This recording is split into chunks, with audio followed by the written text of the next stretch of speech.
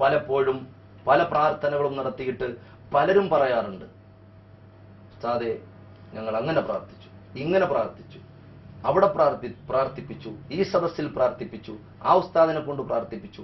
പലരും പറയാറുണ്ട് പൊട്ടിക്കരഞ്ഞുകൊണ്ട് പ്രാർത്ഥിച്ചു, പാതിരാവുകൾ എത്രയോ പ്രാർത്ഥനയ്ക്ക് വേണ്ടി മാറ്റിവെച്ചു, പക്ഷേ അതിൽ ഉത്തരം കണ്ടെത്തിയിട്ടില്ല എന്ന് പലരും പരിഭവിക്കാറുണ്ട്. അത് വിശ്വാസത്തിന്റെ കുറവാണ്.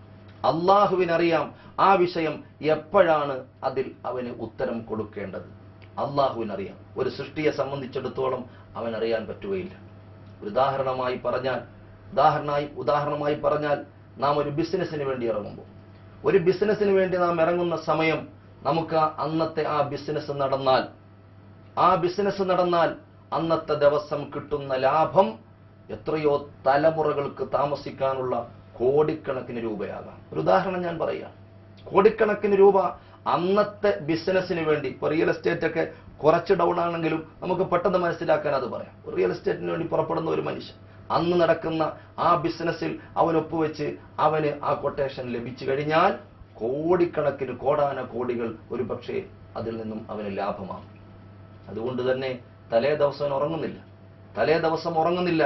കാരണം അടുത്ത പ്രഭാതത്തിലെ ആ ബിസിനസ്സിനെ കുറിച്ച് ഓർക്കുകയാണ്. പ്രാർത്ഥനയുടെ വിഷയം പറയുമ്പോൾ പടച്ചവൻ ഏതൊരു നിലയ്ക്കാണ് അത് സ്വീകരിക്കേണ്ടതെന്ന് അറിയാവുന്നവനാണ് അവൻ അങ്ങനെ തന്നെ സ്വീകരിക്കും. അതുകൊണ്ട് ആരും പരിഭവം അവരുടെ പ്രാർത്ഥനകൾ നടത്താതിരിക്കാൻ ഉദാഹരണം പറയുക. ആ മനുഷ്യൻ തലേ ദിവസം ഉറങ്ങുന്നില്ല. അടുത്ത ദിവസം പ്രഭാതത്തിൽ തന്നെ, ഇന്നുവരെയും ഒരുപക്ഷെ അവൻ വേണ്ടതുപോലെ സുബഹിക്ക് ജമാഅത്തായി നിസ്കരിക്കാത്തവനാണെങ്കിൽ അന്നത്തെ ദിവസം ഭൗതികമായ ലാഭം മാത്രം ലക്ഷ്യം വെച്ചുകൊണ്ട് അവൻ പള്ളിയിലേക്ക് പോവുകയാണ്. അവൻ കൃത്യമായി നിസ്കരിക്കുകയാണ്, അന്ന് ഒരുപാട് പ്രാർത്ഥിക്കുകയാണ്, അതുപോലെ ദാനധർമ്മങ്ങൾ ചെയ്യുകയാണ്. കണ്ടവരോടൊക്കെ നല്ല നിലക്ക് പ്രസന്നതയോടെ അവൻ അഭിമുഖീകരിക്കുകയാണ്. വീട്ടുകാരോട്, മാതാപിതാക്കളോട്, ഭാര്യയോട്, മക്കളോട്. കാരണം അവന്റെ ഉദ്ദേശം ഇങ്ങനെയൊക്കെ ചെയ്യുമ്പോൾ ഇന്നത്തെ ഈ ഒരു കാര്യം റെഡിയായി കിട്ടുമെന്നുള്ളതാണ്. ഇങ്ങനെ സന്തോഷത്തോടെ മുന്നോട്ട് പോവുകയാണ്. പലരോടും പ്രാർത്ഥിക്കാൻ ഏൽപ്പിച്ചുകൊണ്ട് മുന്നോട്ട് പോവുകയാണ്. അന്നവൻ ചെന്നു, ഉദാഹരണമായി പറയുന്നു,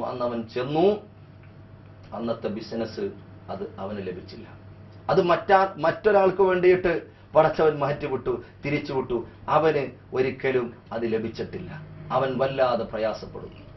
ആ ബിസിനസ്സിൽ യാതൊരുവിധ പങ്കാളിത്തവും അവന് കിട്ടിയില്ല. അവന്റെ പ്രയാസം വല്ലാത്തതാണ്. ചിലപ്പോൾ ഈമാനില്ലാതെ, വിശ്വാസമില്ലാതെ ചില വർത്തമാനങ്ങൾ പോലും അല്ലെങ്കിലും പടച്ചവൻ ഇങ്ങനെയാണ്, അല്ലെങ്കിലും അവൻ ഇങ്ങനെയാണ്, അവൻ എന്നോട് ഇങ്ങനെയാണ്, എന്റെ കാര്യങ്ങൾ വരുമ്പോൾ ഇങ്ങനെയാണ്, ഞാൻ എത്ര ചോദിച്ചാലും തരൂല, ഇങ്ങനെ ഈമാൻ തെറിച്ചു പോകുന്ന ചില വാക്കുകൾ പോലും പറഞ്ഞിട്ടാണ് അവൻ തിരിച്ചു നടക്കുന്നത്. അള്ളാഹു കാത്ത് രക്ഷിക്കുമാറാകട്ടെ. അവൻ തിരിച്ചു വരുമ്പോൾ അവൻ ഏതൊരു മുഖത്തോട് പുഞ്ചിരിച്ചു കൊണ്ടുപോയോ ആ മുഖങ്ങളെ കാണുമ്പോൾ അവരോട് ദേഷ്യമാണ്. അന്നവൻ ക്ഷീണിതനായി, തലേ ദിവസം സന്തോഷം കൊണ്ട് അവൻ ഉറങ്ങിയില്ല. ഇന്നത്തെ ദിവസം അവൻ ഉറക്കം വരാത്തത് വിഷമം കൊണ്ടാണ്. അടുത്ത പ്രഭാതത്തിൽ പത്രം നോക്കുമ്പോൾ അവൻ അറിയാൻ കഴിഞ്ഞത് ആ ബിസിനസ്സുമായി ബന്ധപ്പെട്ടവർ ജയിലിലാണ്, കേസായി, വഴക്കായി, പ്രശ്നമായി. ഇത് കാണുമ്പോൾ അവൻ സ്വാഭാവികമായിട്ടും അവൻ പറയുന്ന വാചകം അൽഹംദുലില്ലാഹ് എന്നാണ്. കാരണം ആ പ്രോപ്പർട്ടിക്ക് യാതൊരു എവിഡൻസിലും ഇല്ലായിരുന്നു. അത് കള്ളപ്രമാണമായിരുന്നു. അതുകൊണ്ട് അത് നടത്തിയവരും അത് ഏറ്റെടുത്തവരും പോലീസ് പിടിക്കപ്പെട്ടു, ജയിലിലാണെന്നുള്ള വാർത്ത കേട്ടപ്പോൾ അവൻ അൽഹംദുലില്ലാഹ് എന്ന് പറയുന്നു. അപ്പോഴാണ് അവൻ മനസ്സിലായത്, ഞാൻ ഏതൊരു നന്മയ്ക്ക് വേണ്ടിയിട്ടാണോ ഞാൻ ഇത്രയും പ്രാർത്ഥിച്ചത്, ആ നന്മയാണ് അള്ളാഹു എനിക്ക് തന്നത് എന്നാണ്. പ്രാർത്ഥന എന്നത് വളരെ പ്രധാനപ്പെട്ട ഒരു പ്രമേയമാണ്. ഞാൻ കൂടുതലായി ആ ഭാഗത്തേക്ക് പോകുന്നില്ല. അപ്പോൾ ആ പ്രാർത്ഥന നമുക്ക് ഹൈർ ഏതാണോ ഹൈർ നൽകാനും, ഷെറെന്താണോ അത് തട്ടിമാറ്റാനും ആത്മാർത്ഥമായിട്ട് പ്രാർത്ഥിച്ച് അതിനൊരു ഉത്തരം കണ്ടെത്തേണ്ട ഒരു മാസമാണ് ഈ വിശുദ്ധമായ റമദാൻ മാസം.